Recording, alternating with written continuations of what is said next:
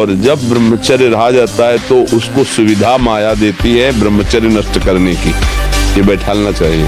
जैसे आप नियम लिए कि मैं आजीवन ब्रह्मचारी रहूंगा, तो आपको पक्की सुविधा एक समय आएगी कि आप आराम से भोग लीजिए, कोई निगेटिव नहीं, कोई नकारात्मक सोच भी नहीं आएगी। आप उसको स्वीकार करें, क्योंकि आपके व्रत को भंग करने के लिए माया ऐसी सुविधा देगी। कि तो साधक जीवन भर इस बात से सावधान रहे यदि नैष्ठिक ब्रह्मचर्य। एक एक इंद्री का जब आप ब्रह्मचर्य संयम करोगे तब आपका वीर संयम होगा। ध्यान रखना, आप नेत्रेंद्री से गंदे चित्र देखें, श्रवणेंद्री से गंदी बातें सुने, वाणी से गंदी बातें बोले, रसेंद्री से गंदा भोजन करें और सोचे ब्रह्मचर्य रह जाएंगे। बिल्कुल नहीं, कदापि नहीं। ब्रह्मचर्य कोई खिलवाड़ नहीं है। जो ईश्वर में रमण करता है, अभी इतनी देर आप यहाँ बैठे हैं, भगवान की भक्ति में, पूजन में, पाठ में, आपके अंदर कोई वासना पैदा नहीं हो सकती है, क्योंकि आप अपनी ऊर्जा को ब्रह्म में रमण करा रहे हैं, अपने विचारों को परमात्मा में लीन कर रहे हैं। और एक बात मान के चलना, जितनी भी देर आपने भगवान में मन लगाया है, हकीकत में कहता हूँ यही ब्रह्मचर्य है। ब्रह्मचर्य हमें तेजस्विता, स्मृति, बलवान और लक्ष्य पर चलने की योग्यता प्रदान करता है। आज हमारा समाज ब्रह्मचर्यहीन होता जा रहा है, इसीलिए लक्ष्य से भ्रष्ट हो गया है, इसीलिए वो नकारात्मक सोच वाला बन गया है। हिंसा, व्यभिचार, व्यसन उसके जीवन में बढ़ गए हैं। ब्रह्मचर्य एक अमोघ शक्ति है। अगर ब्रह्मचर्य से रहो और पवित्र अन्न पाओ और डट के व्यायाम करो तो तुम किसी को भी परास्त कर सकते हो। डबल शरीर है, लेकिन आपके अंदर ब्रह्मचर्य तो हो सकता है आप ऐसे हो, लेकिन डबल शरीर वाले को आप गिरा सकते हो। तो आजकल लोगों के दिमाग में पता नहीं क्या भर गया है कि शराब पीना, अंडा खाना, मांस खाना, पता नहीं उनको क्या समझ में आता है कि क्या बल है। ब्रह्म का पालन कीजिए, ब्रह्मचारी बनिए। और हनुमान जी के पास एक ही पावर है, ब्रह्मचर्य। सबसे बड़ी पावर ब्रह्मचर्य, तेज। ब्रह्मचर्य से तेज आता है, वाणी में ओज आता है, आकर्षण होता है। ब्रह्मचर्य ही महान सामर्थ्य, परम पुरुषार्थ, भगवत प्राप्ति का प्रबल साधन, परम सुख का, परम शांति का, परम स्मृति का, महान धृति का ये प्रधान साधन ब्रह्मचर्य है। कर सके गरीब अगर एक रोटी भी दे देता है ना किसी को, उसका बहुत बड़ा भंडारा माना जाएगा। और बेईमानी से कमा के लाखों को भंडारा करे तो उसे भंडारा नहीं माना जाएगा। तो धन के लिए चाह मत करो, धर्म के लिए धन की चाह नहीं है, सत्य और निष्ठा की चाह है। अब हम लोगों को अवसर मिला है कि मन को संभाल कर प्रियालाल के चरणों में लगाएं। ये जन्म हम सार्थक करेंगे। डरो मत, तुम में बहुत सामर्थ्य, तुम भगवान के अंश हो, तुम शरीर नहीं हो। ये शरीर एक तुम्हारी यात्रा के लिए गाड़ी मिली है, परमार्थ की यात्रा। तुम शरीर नहीं हो, तुम भगवान की दिव्य अंश हो, जो चाहो कर सकते हो। तुम अपने को भूल गए हो, बस इसलिए तुम कहते हो मैं नहीं कर पाऊंगा, नहीं तुम सब कुछ कर सकते हो।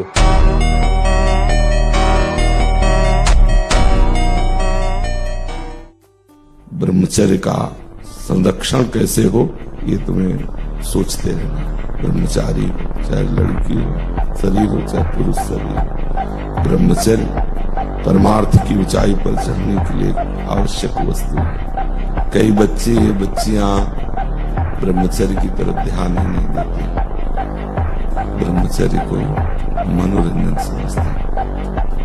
ये जो आज का वातावरण बन रहा है ना, ये ठीक नहीं है, गृहस्थी के लिए भी ठीक नहीं। तुम गृहस्थी के योग्य भी नहीं रह जाओगे, संतान उत्पन्न करने की सामर्थ्य नहीं रह जाएगी। जो गृहस्थ धर्म का, अगर गृहस्थी में भी जाना है जिसको, तो संयम से, ब्रह्मचर्य से। जब आपका गृहस्थ धर्म में प्रयोग हो तो शास्त्र सम्मत व्यवहार करें। हमको आनंदित होना चाहिए और निर्भय रहना चाहिए, कभी डरना नहीं चाहिए और कभी किसी के भय के कारण झुकना नहीं चाहिए, क्योंकि अविनाशी हूँ, परमात्मा का अंश हूँ, गलत करूंगा नहीं, लेकिन तू गलत करेगा तो तेरे को भयभीत होना पड़ेगा। बस ऐसे स्वभाव में रहना चाहिए। कभी कुछ आप ऐसे अकेले घूमो, कहीं कोई आपको छूने वाला नहीं, और जिस दिन विधान है उस दिन आप 10-20 गार्ड लगा दो तो भी आपके थप्पड़ पड़।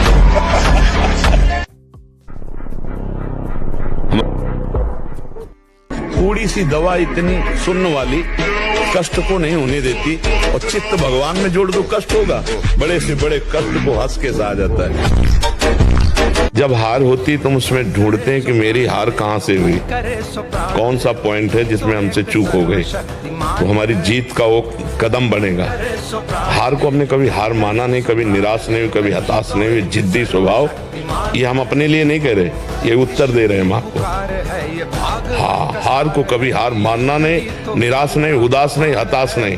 हार गया तो मैं किस पॉइंट से हारा, मुझे देखना है। मेरे अभ्यास में कमी हुई या मेरे अंदर प्रमाद स्थिति आ गई। दंड बैठक मारो, दौड़ लगाओ 2-4-10 किलोमीटर, शरीर को मतलब थकाओ, और वो गंदे काम मत करो, शांति से रहो, कोई नशा न करो।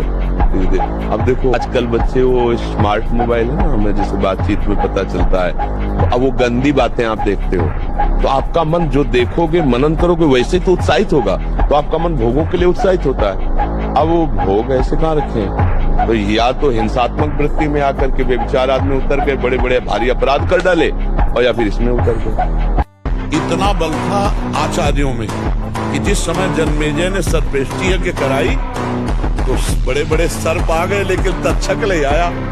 तो जन्मेजय ने कहा जिसके लिए हमने करवाया वो सर्प तो आया ही नहीं। बोले वो नहीं आएगा। बोले क्यों? बोले देवराज इंद्र के पावे में वो लिपटा हुआ है, देवराज इंद्र के पावे में, सिंहासन के, वो नहीं आएगा।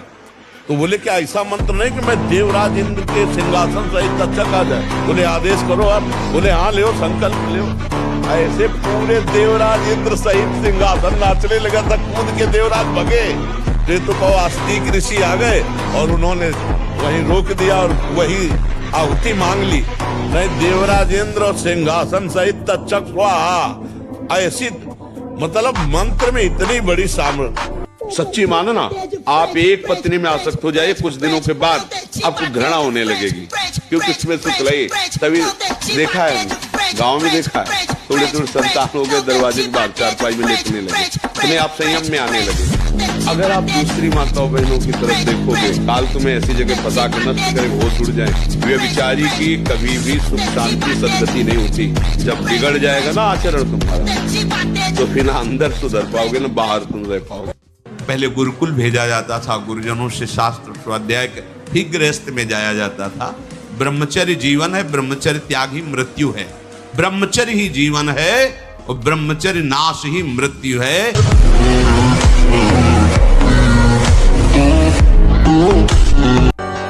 वैरागी के लिए नैष्ठिक ब्रह्मचर्य, आजीवन ब्रह्मचर्य। प्रवृत्ति गृहस्थ मार्ग के लिए संयम पूर्वक ब्रह्मचर्य का बर्ताव करना। जब तक पाणी ग्रहण संस्कार ना हो तब तक ब्रह्मचर्य अवश्य रहो।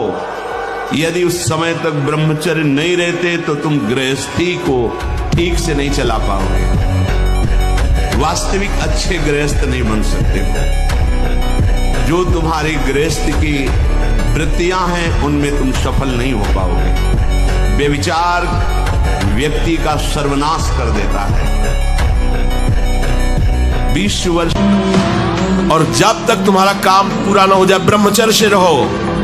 झूठ मत बोलना, मदिरा मत पीना, मांस मत खाना, और ना काम हो जाए तो मैं बताना कि पवित्र आचरण, ब्रह्मचर्य, सत्यवाद, पवित्र भोजन, संयम से रखो।